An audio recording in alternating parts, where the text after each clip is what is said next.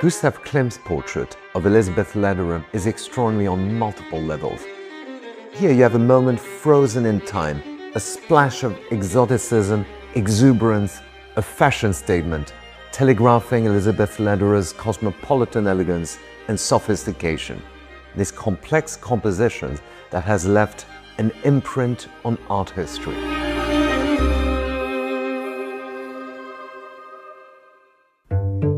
This extraordinary portrait shows Elizabeth Lederer, a young, beautiful 20-year-old society figure and the daughter of Klimt's most important patrons, August and Zarina Lederer, who were among the wealthiest families in Vienna at the time.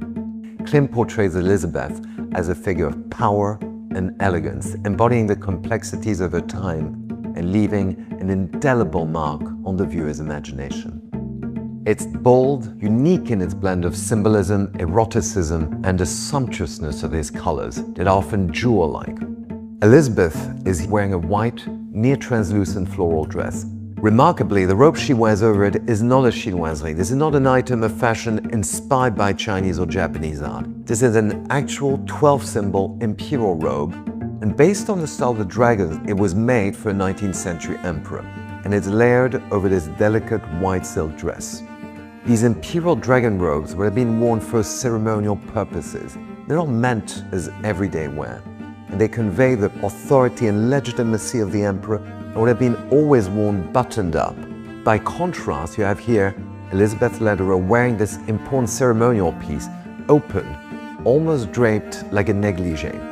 And her posture, with her hands framing her lower body, introduces an erotic touch. She appears regal and central at the same time. Klimt's portrayal of subjects in full-length frontal poses echoed both traditional Japanese portraits as well as Chinese imperial portraiture. In the background, a tapestry depicting soldiers and court ladies suggests deference to Elizabeth, elevating her to the status of almost an empress herself. The Chinese figures include low-ranking military men, identifiable by their boots and helmets, with one mounted on a white horse in the upper right corner. Two others on the left hold standards or banners, signifying their role in honoring and protecting our central female figure. To the left, two scholarly figures stand apart, recognizable by their shaved heads and the fans held close to their chests, symbols of their learned status. The most striking figures, however, are those positioned at the center edges of the composition. On the left, two elegant women, one wearing a patterned robe, holds a lantern aloft to illuminate the woman in white at the center. Opposite them stands a formidable warrior, his sword at rest and his hands tucked into his sleeves in a formal gesture of greeting.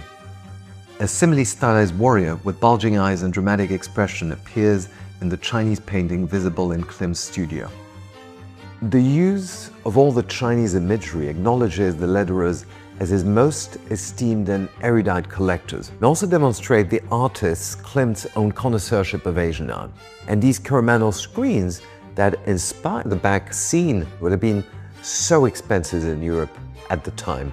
And it's in a way surprising that Klimt himself would have had access to them, were it not for his patrons. So it's not unlikely that some of the screens or the textiles that you see appearing on Klimt's paintings might have been lent or maybe even gifted to him, given how much artistic inspiration they provided for him.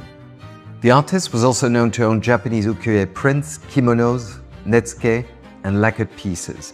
And Japanese art or Japonism was highly influential among the Western avant-garde.